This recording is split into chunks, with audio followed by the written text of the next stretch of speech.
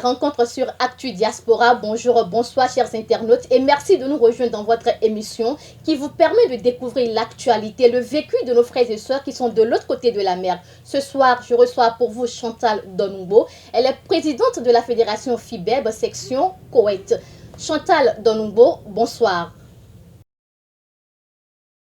Bonsoir madame. Présentez-vous à nos internautes s'il vous plaît. Ok, bonsoir madame, bonsoir frères et sœurs.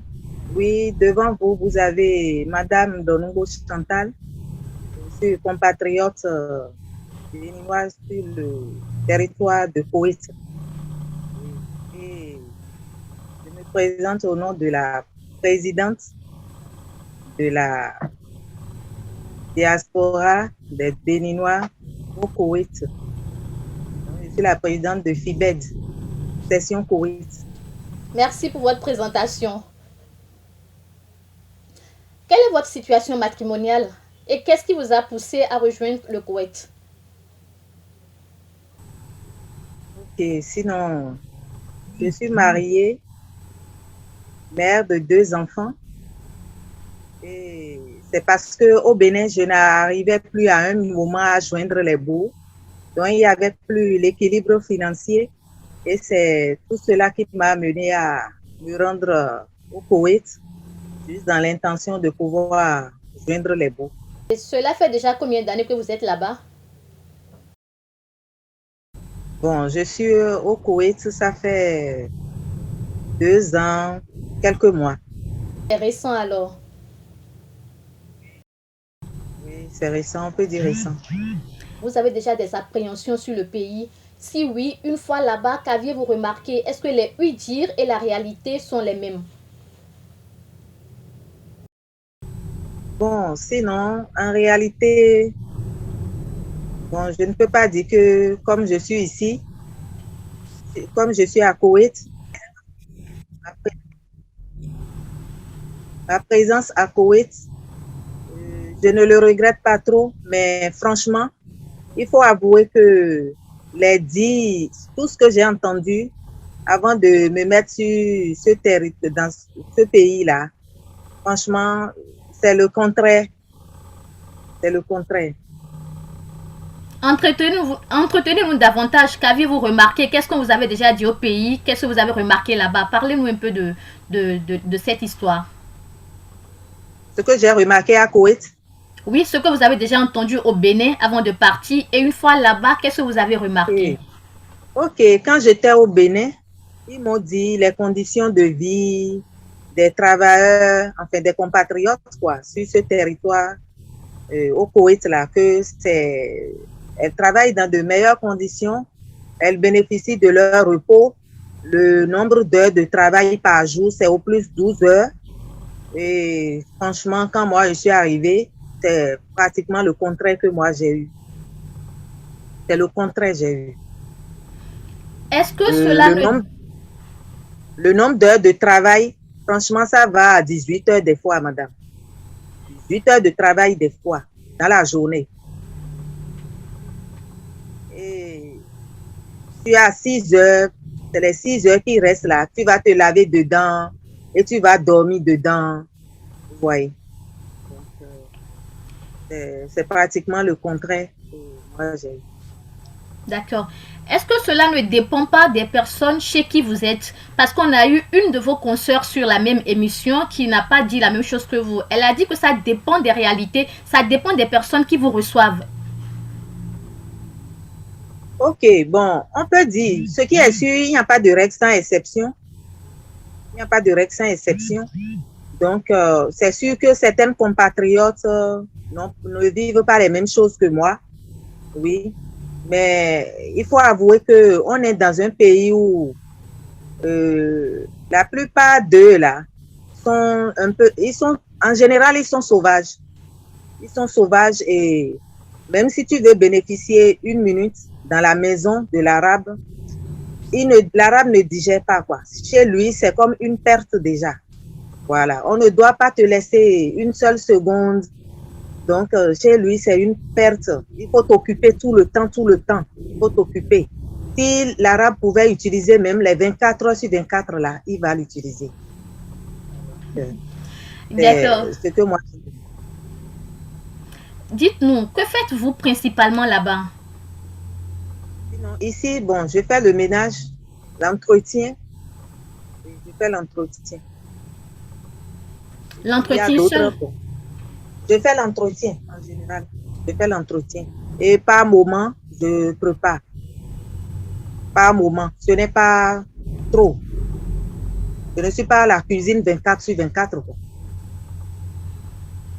Est-ce que vous avez dit tout à l'heure que les Arabes sont sauvages? Est-ce à dire que vos droits ne sont pas respectés? Non, madame. Nos droits ne sont pas respectés. Nos droits ne sont pas respectés. En termes clairs, c'est tout comme si on est effacé même pas. On ne nous connaît pas. Nous travaillons pour eux, mais franchement, ils ne nous connaissent pas. Nos droits sont brimés. Ça, c'est la réalité, ça. En tant que C'est la réalité. présidente de la fédération FIBEB, que faites-vous alors dans ce sens?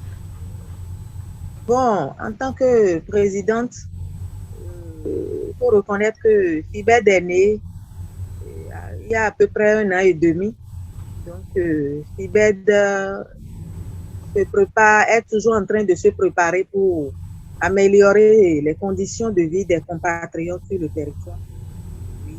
C'est d'ailleurs la seule fédération que j'ai rencontrée sur le territoire qui milite beaucoup pour la meilleure condition de vie des compatriotes sur le territoire. Et c'est grâce à cette fédération que, franchement, madame, quand tu finis de travailler avec les stress, tout ça, quand tu joins les frères et sœurs dans cette fédération, ça te permet de te mettre à l'aise.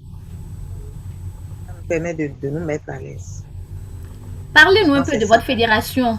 Elle est composée de combien de membres? Est-ce que ce sont tous les Béninois qui peuvent y adhérer?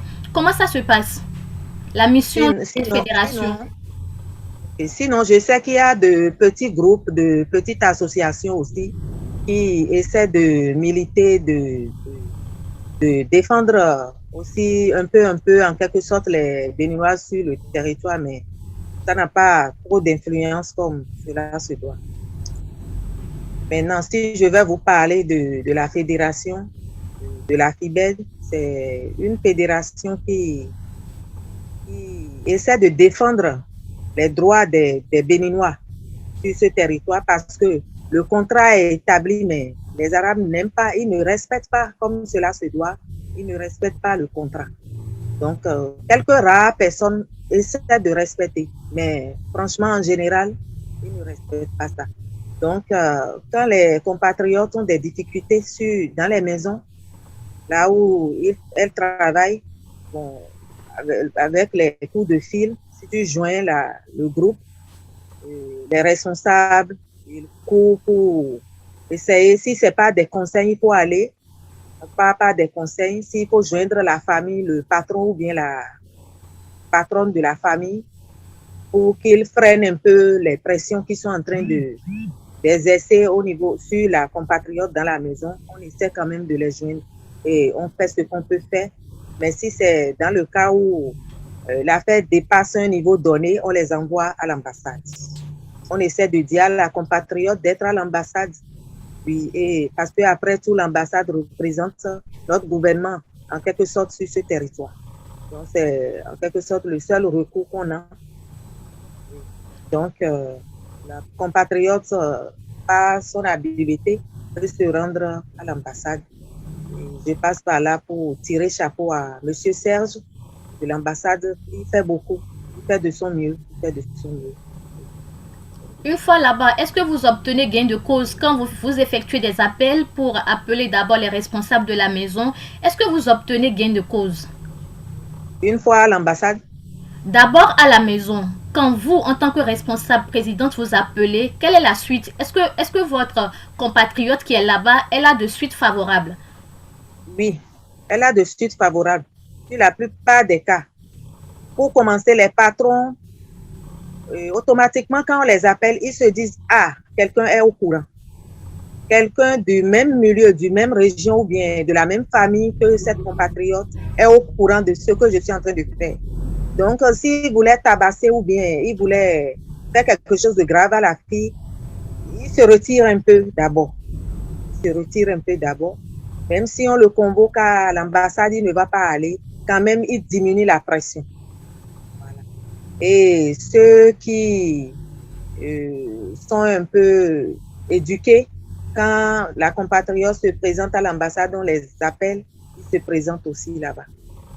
Ils se présentent là-bas. Et on dit quand tu évolues et tu n'arrives pas à avancer, il faut faire recul. Et là-bas, la solution qui est vite, ce qui résout vite la situation, c'est de faire le retour sur le pays. Et c'est ça qui est un peu plus rapide. Vous avez de facilité à rentrer chez vous. On exige que le patron leur prend le billet d'Avignon et la compatriote rentre. Et cela marche souvent. Ça marche souvent parce que c'est risquant si il faut traiter la situation et tu reviens encore chez ce même arabe. C'est des gens bizarres. Un jour, il peut te faire du mal et dire tu as fui de chez lui. C'est un peu bizarre. Est-ce que vous avez l'accompagnement des autorités diplomatiques? Sinon, franchement, madame, moi, je ne ressens pas ça. Hein. On n'a pas l'accompagnement des autorités diplomatiques. Seulement que je sais qu'il y a l'ambassade du Bénin sur ce territoire. Voilà. Et au finish, bon, on fait recours là-bas. Et il faut reconnaître aussi que dans les lois, notre ambassade ne peut pas se déplacer comme ça pour se rendre dans les familles arabes. C'est tout comme si c'est interdit, je sais pas, c'est pas facile quand même. Et vu toutes ces difficultés, qu'est-ce que votre association fait? Bon, notre association est en train de réfléchir sur comment faire et avoir une direction ou bien une office au Bénin et aussi sur ce territoire, avoir une office ou un bureau sur ce territoire. Et si dans l'ordre des choses, on peut faire passer les compatriotes dans ces offices avant qu'elles ne se plantent sur ce territoire, ça serait bien. Et raison pour laquelle déjà, on a essayé de dire aux compatriotes, dès qu'elles seront sur le territoire, d'exiger, pas les téléphones, hein, pas les communications, on essaie de faire la publicité un peu. Dès qu'elles seront sur ce territoire, d'exiger à l'office et à la famille où elles veulent aller travailler, de les amener à l'ambassade pour qu'elles puissent qu'elles se fassent enregistrer au moins. Et déjà, l'ambassade aura la localisation, l'adresse de la maison où elles veulent aller travailler. Mais on est en train de remarquer que chez les compatriotes, c'est tout comme si on ne veut pas qu'elles travaillent. On complique un peu la tâche, tout ça. Bon, on n'a pas remarqué que les gens partent. On n'a pas encore remarqué ça. Ouais. Merci pour toutes ces informations.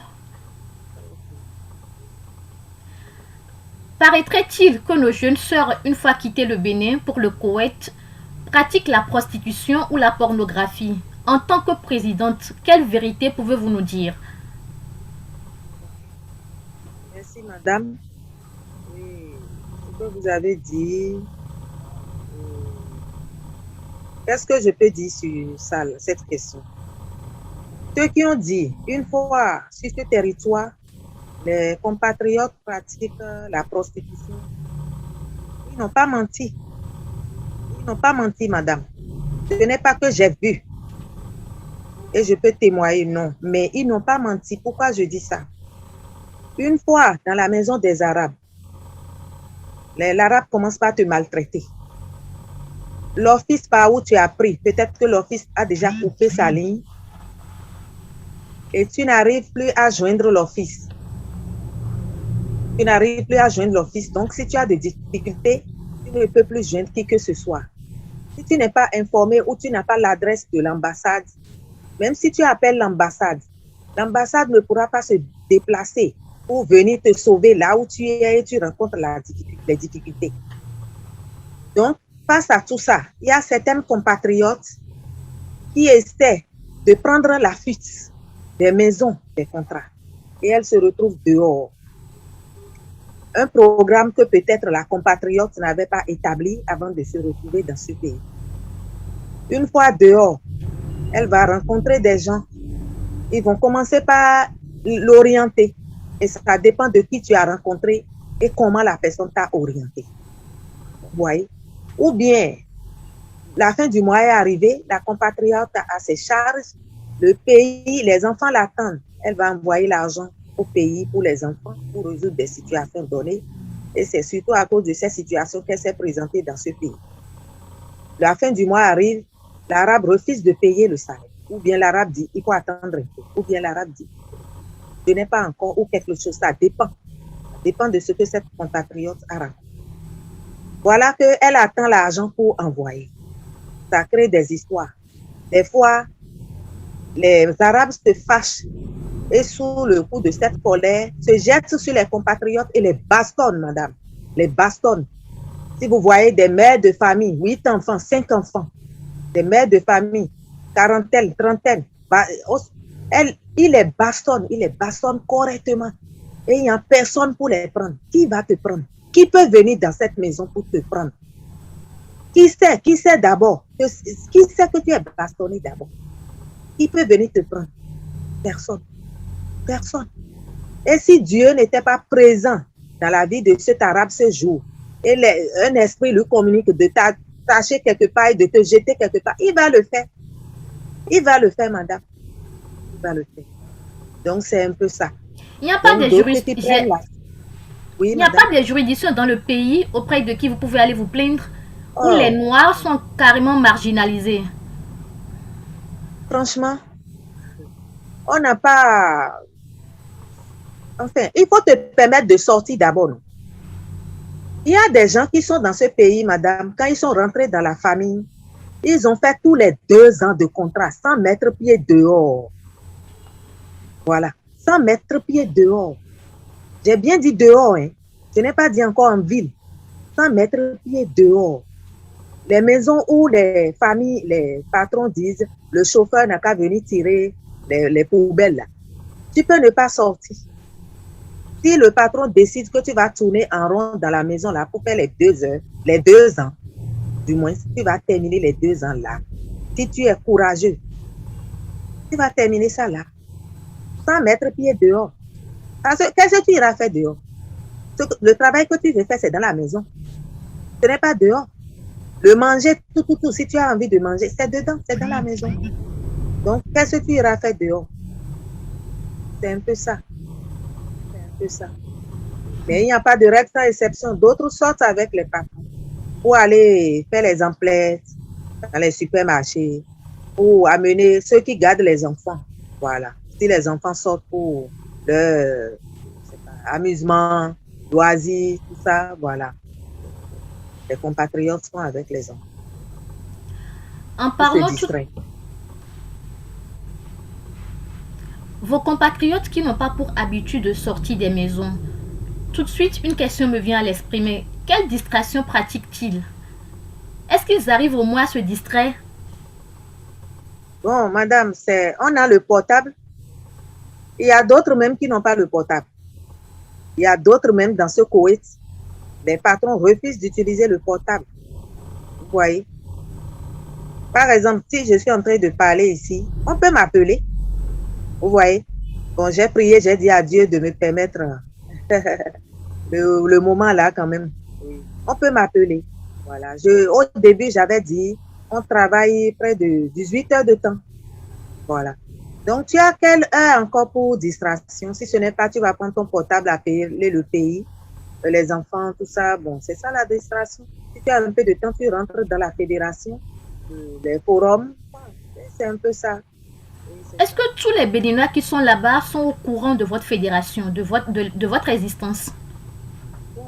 Est-ce que je peux dire tous les Béninois sont au courant? Je ne pense pas. Mais beaucoup sont au courant. La majorité, en tout cas, il y a certains qui sont au courant quand même. Et quelles sont les Mais démarches, ce qui est... Oui, madame. quelles sont les actions que vous menez pour rendre visible votre fédération? Parce que c'est important. Oui, c'est important. C'est important. Bon, les actions qu'on est en train de mener, on essaie quand même de passer par les lignes sociaux là. Si tu connais quelqu'un qui veut venir, tout ça, on essaie de passer quand même. Voilà. Il faut lui dire, ce qui est ici n'est pas amusant, tout ça. Si la personne décide vraiment à venir, de se préparer, vraiment, vraiment, de se préparer et de ne pas leur mentir, quoi. Il faudrait qu'on leur crache réellement ce qui se passe sur le territoire. Voilà. D'accord. Alors, dites-nous, déjà vous, à votre niveau, dans la maison où vous vivez, quels sont vos passe-temps préférés? Quels sont? Vos passe-temps. Est-ce que vous avez dit que vous travaillez 8 heures, c'est bien cela? 18 heures. 18 heures par jour. Des fois, surtout pendant les carèmes. D'accord. Est-ce que vous avez des moments de relaxation, de distraction? Peut-être d'autres ont ça, mais moi, non. Il n'y a pas une heure comme ça donnée et je vais dire oui, c'est l'heure de distraction. Non, non, non. La preuve, je viens de dire, on peut m'appeler là où je suis. Voilà. Et donc, comment faites-vous? Voilà, j'ai dit à ma collègue là, si on m'appelle de dire que je suis aux toilettes en haut, le temps de finir, quoi. Ouais. Dans ces conditions, comment vous faites? Vous ne pouvez pas travailler 18 heures, 7 jours sur 7 jours, vous allez tomber malade. Comment vous faites? Comment vous arrivez à vous échapper? C'est surtout pourquoi FIDED est là. Vous voyez, c'est une des luttes, ça.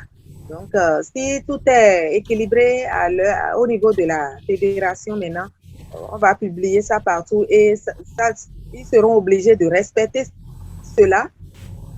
Et quand les compatriotes vont partir à l'ambassade sera obligée de préciser cela, d'insister sur ces points au patron, quoi. Je ne sais pas si vous comprenez un peu. Je comprends, mais ce n'est pas la réponse à ma question. Je voudrais savoir, vous-même, là où vous êtes, est-ce qu'il n'arrive pas que vous êtes saoulé par le travail? Dans ces conditions, comment vous faites? Ok, moi-même, dans cette condition, madame, bon, je n'ai pas trop le choix. Oui, une fois, je mets dans ma tête que c'est pour un temps. Et c'est ça qui me donne plus le courage. Voilà. Et surtout que l'initiative est prise. Et j'ai décidé de venir pour me chercher, étant donné, repartir. Donc, on se donne de courage. Ça va finir bientôt, ça va finir bientôt. C'est ça. Et surtout, si tu viens et tu ne finis pas ce que tu as voulu faire, tu ne finis pas et tu repars, c'est tout comme si foutu tout en l'air. C'est ça. On n'a pas le choix. On vit avec le stress tout le temps. Oui. Entre griffes, comment vous gérez vos envies personnelles? Entre griffes. Madame, à Koweït, est-ce qu'il y a encore envie personnelle? L'envie personnelle, là, on l'a... Il faut être d'accord pour ça d'abord avant de mettre pied. On l'enterre. C'est ça. Vous êtes sûr? Oui, madame, on l'enterre. On l'enterre. Il n'y arrive pas des moments où les patrons vous sourdoient et vous traînent derrière les portes? Vu que vous n'avez même pas de volonté. Oui, ça là, ça ne manque pas. Voilà, ça là, ça ne manque pas. Mais moi, je ne l'ai pas encore rencontré. Voilà. Des harcèlements, des viols, il y en a. Mais moi, je ne l'ai pas encore rencontré. Sinon, il y en a. Oui, il y en a. Il y en a. Ici même, il y a des compatriotes qui... Les gens accouchent ici. Les gens accouchent ici, dans un pays où, si tu accouches, l'enfant n'aura pas l'acte de naissance. Et si l'enfant a la peau blanche, on te saisit l'enfant. L'enfant ne va pas voyager avec toi. Si tu as la chance et l'enfant a la peau noire, on te laisse l'enfant. Et comment vous gérez tout ça? Bon, il gère. Bien sûr, moi, je n'ai pas encore rencontré les cas de viol. Il y a quelque chose qui m'est incomprise. Judith Adisso nous a dit sur cette même émission que vous mettez des boubous. Des boubous qui peuvent comporter 8 7 à 8 personnes. Mais comment se fait-il que dans ces conditions de travail, on puisse vous remarquer jusqu'à vous enceinte? Est-ce qu'une fois après que la femme soit enceinte, les hommes prennent en charge cette grossesse? Est-ce que c'est la femme seule qui prend en charge cette grossesse? Comment ça se passe? Bon, sinon, moi, je n'ai pas encore vécu l'expérience là pour pouvoir savoir qui prend ça en charge. Oui, mais vous en parlez, c'est que vous avez entendu parler. Mais les UDI là, qu'est-ce que vous avez entendu réellement? J'ai entendu parler, mais qui prend en charge là? Je n'ai pas demandé à ceux-là qui prend la grossesse en charge. Maintenant, Madame Judith a parlé des tenues, des grandes tenues qui nous dépassent. Ça, c'est la réalité. Parce que pour commencer, c'est un pays où leurs femmes même sont vêtues du noir, du haut jusqu'en bas. Attachées le nez, la bouche, tout. Vous voyez? Ça veut dire que cette femme déjà est jalouse si toi, tu vas porter une tenue qui va montrer légèrement ta forme. Elle est jalouse. Parce que elle, là, on ne lui a pas permis de porter. Et toi, tu vas porter. Vous voyez? Donc, cette jalousie pousse les patronnes là à aller nous chercher des tenues qui 3 personnes peuvent rentrer dedans. Pour que ça soit grand, pour te couvrir partout, pour qu'on ne te voit pas, pour qu'on n'arrive pas à contempler la forme que tu as. Donc ça là, c'est la réalité. C'est ça. D'accord, merci pour cette précision. Alors, dites-nous, qu'aimez-vous? Vous êtes béninoise. Est-ce que vous aimez la musique? Est-ce que vous aimez les proverbes? Qu'est-ce que vous aimez? Bon, j'aime la musique. Un peu, pas trop aussi. Quel genre de musique? Tradie, moderne? J'aime les musiques douces. Waouh! Une maman de deux et une mère de 2 enfants aimer la musique douce? C'est rare. Bon, parce que ça te permet de te reposer, quoi. Ça fait reposer l'esprit. Il n'y a pas du bruit dedans. Bon, j'aime ça. Est-ce que vous pouvez me fredonner une musique douce? Je ne pense pas. Sinon, le travail de Koweït a fait que moi, j'ai tout oublié. J'ai tout oublié. Vous êtes sûr? Là où je suis, je fais les adorations. Je fais les chansons d'adoration, de louange à mon Dieu. Fredonnez-nous quelque chose. Je voudrais adorer Dieu avec vous. Ok. Merci beaucoup. Merci Seigneur. Comment te dire ce que je ressens? Tes bienfaits sont trop grands. Du fond de mon âme coule de larmes qui traduit mon silence. Comment te dire ce que je ressens? Tes bienfaits sont trop grands. Du fond de mon âme coule de larmes qui traduisent mes silences. Que ma vie soit une fleur, un pour toi, Seigneur. Bon, je chante comme je peux. Oui, en travaillant, je chante. N'importe où, je chante. Pour mon Dieu, oui. Merci, infiniment merci. Vous avez réussi à toucher mon cadre de ce côté. Ok. Je ne l'ai jamais vu chanter une chanson de Dieu, mais cette fois-ci, il a chanté jusqu'à danser. Merci infiniment. Votre mot de la fin? Ok, sinon, qu'est-ce que je peux dire? Je préfère profiter et donner de conseils aux Béninoises qui sont encore sur le territoire béninois, qui n'ont pas encore pris le vol pour Koweït. Je profite de ce moment pour leur donner des conseils. Ce n'est pas que je ne veux pas qu'elles voyagent.